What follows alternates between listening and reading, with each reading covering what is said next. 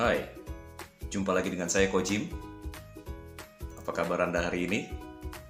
Selama masa pandemi, banyak usaha terancam bangkrut dan banyak orang terpaksa dirumahkan. Akibatnya pemasukan berkurang, isi dompet menipis, sementara dapur harus tetap ngebul. Nah, pertanyaannya, apa yang harus kita lakukan?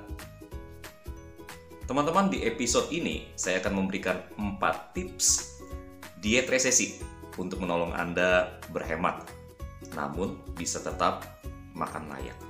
Oke? Like dan subscribe. Nah, ketika Anda subscribe, Anda akan melihat tanda lonceng. Hit that bell. Oke? Dan Anda akan menerima tips-tips dan informasi berguna yang akan menolong Anda untuk bertahan di tengah resesi. Namun yang paling penting, jika Anda mendapati bahwa informasi ini berguna, bagikan link ini kepada teman atau keluarga Anda. Kita mau sama-sama bertahan menghadapi resesi besar kali ini. Oke guys, saya akan memberikan kepada teman-teman 4 tips diet selama masa resesi. 4 tips diet jurus kepepet. Oke, yang pertama teman-teman, di dalam menghadapi masa resesi, pahami apa yang Anda makan. Secara umum, makanan bisa dikategorikan dalam 3 kategori. Yang pertama, makanan penyimpan, kedua, makanan pembakar, dan yang ketiga adalah makanan pelindung. Nah, makanan-makanan yang mengandung karbohidrat itu masuk ke dalam kategori makanan penyimpan. Makanan-makanan yang mengandung protein masuk ke dalam kategori makanan pembakar. Sementara sayur mayur dan buah-buahan masuk ke dalam kategori makanan pelindung. Tentu saja ini adalah pengkategorian secara umum, tapi pengetahuan ini penting. Mengapa? Sebab dalam masa resesi kita pastinya tidak bisa selalu makan makanan yang mewah. Kita harus menyederhanakan menu makan kita. Namun teman-teman, sesederhana apapun menunya, pastikan bahwa makanan kita memenuhi ketiga kategori di atas, yaitu makanan penyimpan, makanan pembakar, dan makanan pelindung. Jadi, misalnya begini, jika selama ini kita hobi makan steak, tentunya kita harus mengurangi konsumsi makan steak selama masa resesi. Walau begitu, kita tidak harus kekurangan protein. Kita bisa menggantinya dengan dada ayam atau dengan telur. Atau bahkan, kalau sudah sangat kepepet, kita bisa menggantinya dengan tahu atau tempe. Yang penting kebutuhan protein kita tetap terpenuhi walaupun kita sedang berhemat. Yang kedua, tips diet di masa resesi adalah belajar untuk membuat variasi menu. Misalnya kita mempunyai persediaan telur yang sangat banyak. Menunya jangan telur rebus terus. Variasikan dengan telur dadar atau telur sambal balado misalnya. Beranilah bereksperimen ketika memasak. Pastikan bahwa masakan kita variatif dan tidak membosankan. By the way, saya belajar bikin sogumi loh.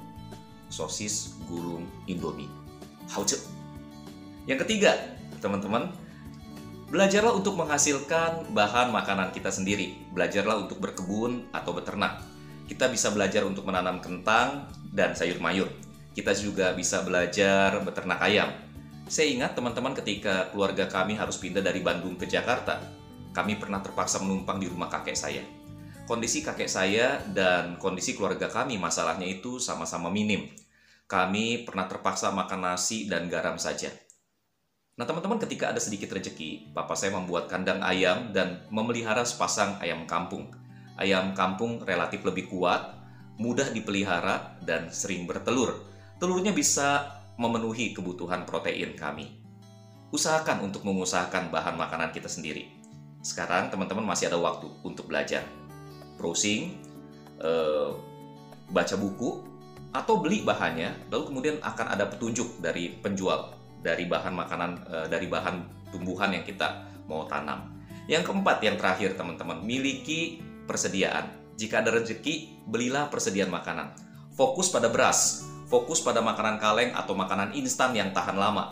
Hitung dengan tepat kebutuhan masing-masing orang selama masing-masing orang 3 kali sehari, ya, makan 3 kali sehari dalam 1 bulan. Sediakan bumbu dapur, paling nggak garam, gula, madu. Masakan sesederhana apapun teman-teman itu butuh garam. Gula bisa menjadi pengganti petsin. Madu adalah makanan penambah tenaga yang juga bisa digunakan sebagai balsam obat. Oke.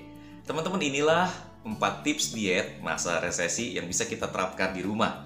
Saya berharap kita tidak harus hidup demikian. Saya berharap kita semua bisa hidup di dalam segala kelimpahan. Tapi teman-teman, memiliki pengetahuan untuk bertahan di tengah masa sulit tidak akan melukai siapapun. Bahkan mungkin bisa sangat menolong. Bagaimanapun teman-teman ingat, langit tidak selalu biru.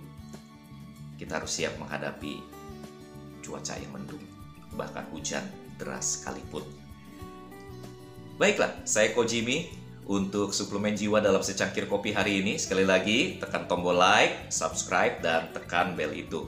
Yang terpenting buat saya adalah bagikan pengetahuan ini pada orang lain.